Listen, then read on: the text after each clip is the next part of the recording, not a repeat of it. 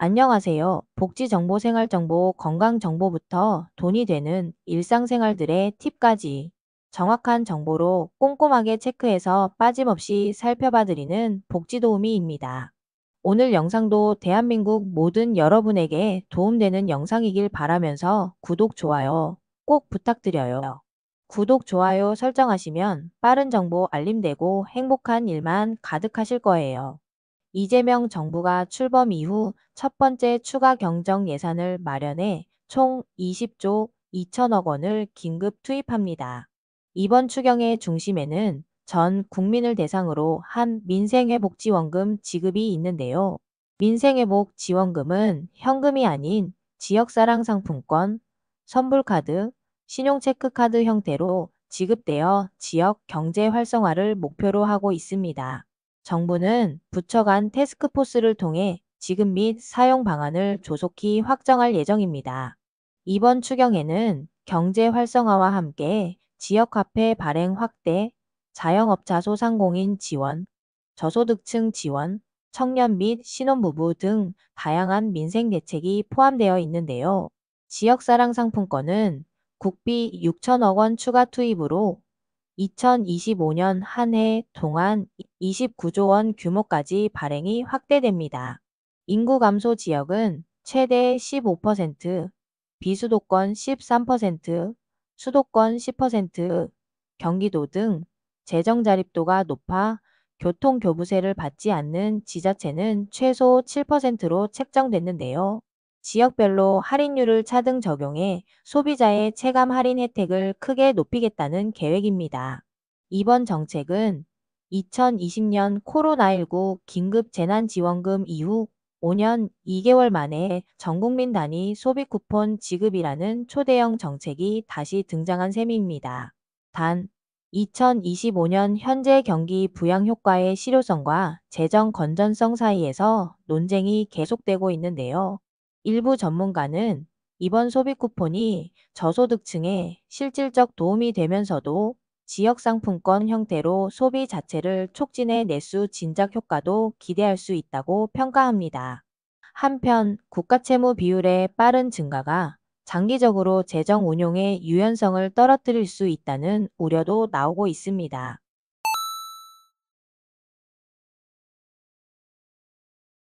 민생지원금 지급 방식은 소득별 차등으로 소득 상위 10%는 15만 원, 일반 국민 25만 원, 차상위계층 40만 원, 기초생활수급자는 최대 50만 원을 받게 됩니다. 즉, 4인 가구 기준 평균 100만 원 상당의 지원금 혜택을 누릴 수 있습니다. 1차로 전 국민에게 15만 원씩 지급하면서 취약계층은 3,040만 원으로 상향 지원을 받고 농어촌 인구소멸지역 주민에게는 1인당 2만 원이 추가 지급됩니다. 2차 지원금은 건강보험료 등을 통해 대상자를 확정한 후 상위 10%를 제외한 국민 90%에게 10만 원씩 지급되고 총 규모는 4조 6천억 원으로 올해 총 13조 2천억 원이 소비 쿠폰으로 배정됩니다.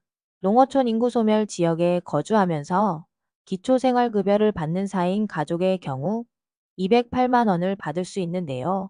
숙박, 영화 관람, 스포츠 시설 등 5대 분야에 780만 장의 할인 쿠폰도 선착순 제공됩니다.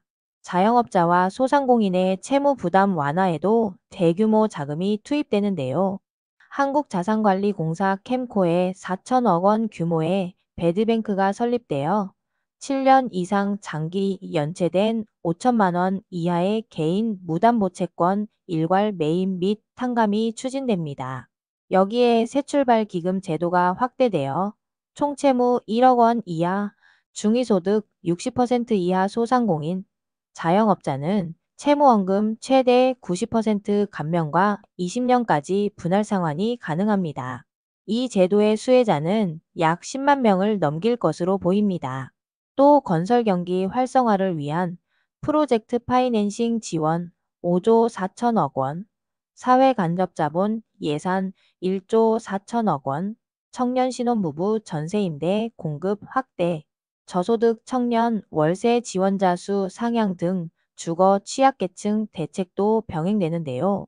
취약계층 주거 지원에 6천억 원이 추가 투입되고 청년 및 신혼부부 대상 전세 임대를 기존보다 3천 가구 추가 공급하며 저소득 청년 대상 월세 지원도 13만 명에서 15만 7천 명으로 확대합니다. 정부는 이번 추경 편성 배경에 대해 경기 부진이 심각하고 민생의 어려움이 커 신속한 재정 투입이 필요했다고 설명합니다.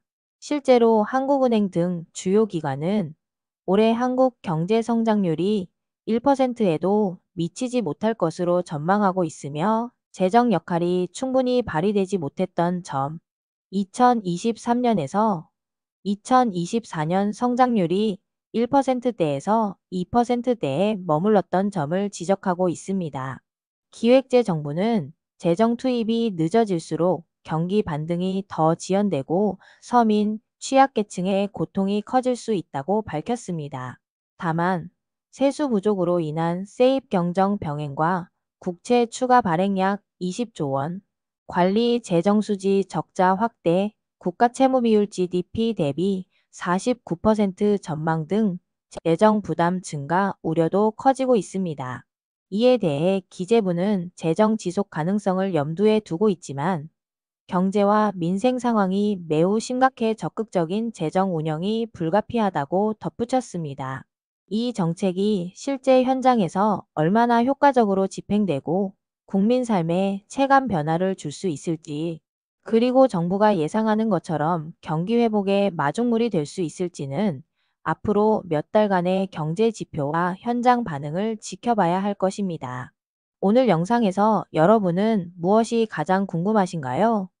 민생회복 소비 쿠폰의 지급 방식, 지역사랑 상품권의 사용 범위, 혹은 자영업자 지원 정책의 구체적인 절차에 관해 더 자세히 알고 싶은 부분이 있으신가요?